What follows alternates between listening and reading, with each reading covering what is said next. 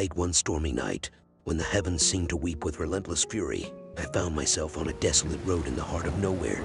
The rain lashed against my windshield, blurring my vision and turning the world outside into a watery abyss. My hands clutched the steering wheel tightly, the wipers working tirelessly to sweep away the cascading droplets. My heart skipped a beat as my headlights illuminated a figure on the side of the road. A woman stood there, drenched to the bone, her frail form trembling in the downpour. Concern flooded over me, overpowering the unease that flickered within. I pulled the car to a stop and rolled down the window. "Are you all right?" I called out, my voice barely audible over the roar of the storm. The woman's eyes met mine, a mixture of fear and desperation reflecting in their depths. "I need help," she stammered, her voice fragile, almost ethereal. Without hesitation, I opened the car door and invited her in. The rain-soaked woman slipped into the passenger seat, water dripping onto the upholstery. The moment she settled in, an eerie silence descended upon us. The storm's clamor muted as if by an invisible force. It was as if the world itself held its breath. I turned my gaze toward my passenger, only to be greeted by an empty seat. Panic surged through my veins, a sudden disappearance shocking me to my core. The only remnants of her presence were droplets of water scattered across the seat, and a chilling mist that curled through the air.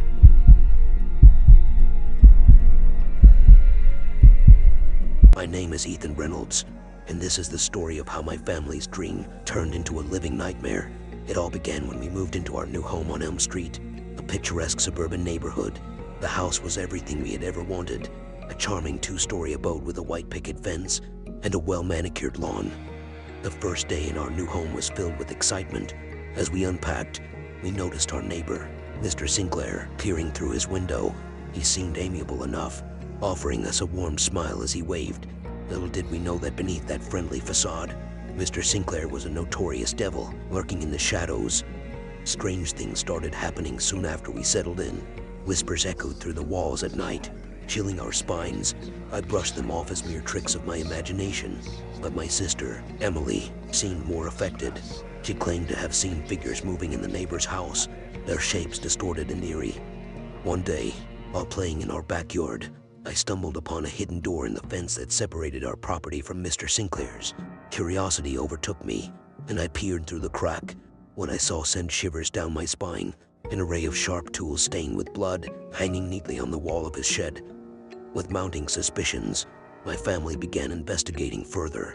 We discovered that Mr. Sinclair had been living in the neighborhood for years, a seemingly harmless man who kept to himself, but beneath his innocent exterior, he had left a trail of unsolved disappearances and gruesome murders.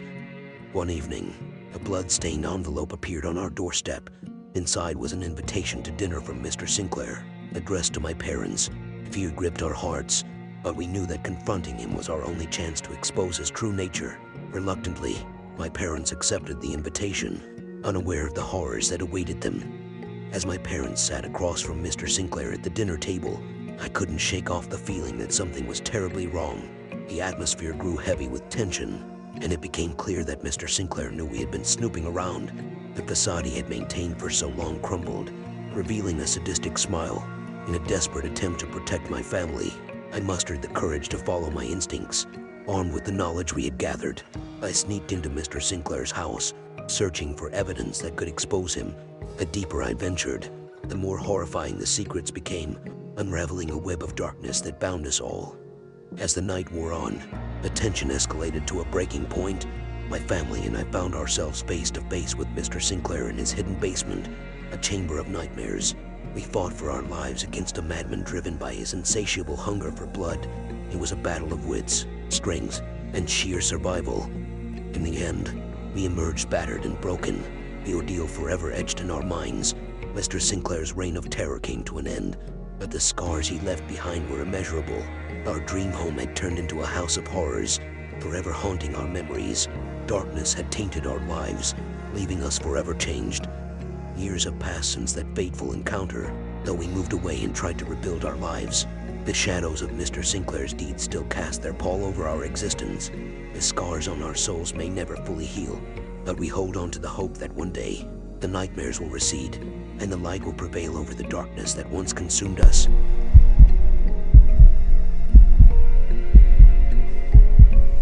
had always cherished the quiet nights, finding solace in the solitude that enveloped my small apartment. But one fateful evening, the tranquility was shattered by an eerie occurrence that would forever change my life. It began innocently enough. A faint ringing broke through the stillness, startling me from my peaceful slumber. Bleary-eyed, I stumbled toward my phone, answering it without checking the caller ID. Silence greeted me on the other end, accompanied only by the sound of shallow breathing. A chill crept up my spine, my heart pounding in my chest. Who could be calling me at this hour, and why wouldn't they speak? I dismissed it as a wrong number, a prankster playing a sick joke. But night after night, the haunting phone calls persisted. The same pattern emerged. The phone would ring, I would answer, and the enigmatic caller would remain silent, their raspy breath the only indication of their presence. As the days turned into weeks, the mysterious calls began to consume my every waking moment. Paranoia settled in, casting its dark shadow over my once peaceful existence. I would jump at the slightest sound, my nerves frayed and my sanity hanging by a thread. Every breath I took was tainted with fear, as I couldn't shake the feeling of being watched, of being preyed upon. My friends and family dismissed my concerns as the product of an overactive imagination, but I knew deep down that something sinister lurked within the silence of those calls. A stalker seemed to know my every move, my every thought.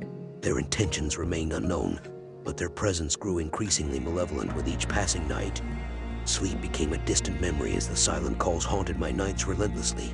Shadows danced in the corners of my vision, whispers echoing through the empty halls of my apartment. I no longer felt safe within my own home. The boundaries between reality and nightmare blurred, trapping me in a perpetual state of terror. I sought refuge in the daylight hours, desperate to escape the suffocating grip of the unseen presence. I consulted experts, who scoured my phone records for any clue, but their efforts proved futile. The stalker's identity remained elusive, hidden in the darkest recesses of the digital realm. Just when I thought I couldn't bear another night of torment, the calls abruptly ceased. Silence descended upon my life, leaving behind an unsettling void. The respite, however, was short-lived. It was the calm before the storm, the prelude to an ending far more chilling than I could ever imagine. One moonless night, as I lay awake in bed, a whispered breath tickled the back of my neck. Frozen in fear, I turned to find nothing but darkness. The room seemed to pulsate with an otherworldly energy. In the shadows, a figure emerged, their eyes gleaming with malicious intent. It was my stalker, their face obscured by a twisted mask of madness. With a voice as cold as death itself, they revealed the true extent of their obsession. They had watched me, studied me, and their sick infatuation had driven them to the brink of insanity. The realization struck me like a thunderbolt, leaving me paralyzed with terror. What followed was a nightmarish descent into a living hell. The stalker's intentions were far more sinister than I could have ever fathomed. They sought to possess me, to consume my very soul. Their twisted game of cat and mouse had reached its final act, and I was but a pawn in their deranged fantasy. As the night wore on, I fought for my life, my every instinct screaming for escape. But the walls of my prison closed in, suffocating me, sealing my fate. In the end, I succumbed to the darkness, my screams echoing into the abyss as the stalker claimed their twisted victory.